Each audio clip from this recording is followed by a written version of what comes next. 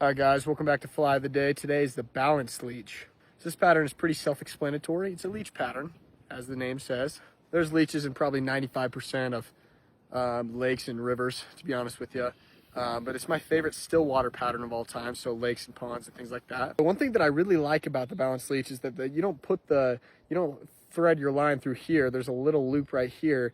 That's where you put your line. And for that reason, it'll sit like this. That's why it's called a Balanced Leech. So it'll sit horizontal in the water column. Because of that kind of unique feature, you can fish it a few different ways. So especially in lakes, one thing I like to do is you'll put it as your point fly on an indicator rig.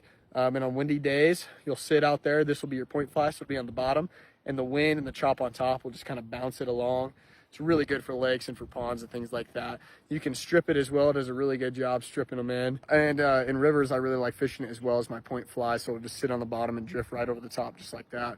I love fishing it during runoff because those higher flows kind of get the leeches moving, kind of get them off the weed beds off the bottom. Same thing, they drastically change flows. Some river systems, they'll eat leeches all year round. Like I'm on one that they'll take leeches anytime you go out, so you can always run them. But yeah, I won't go anywhere without the Balanced Leech. Particularly when I'm going to lakes. It's probably my favorite still water fly of all time, so you'll have to give it a try.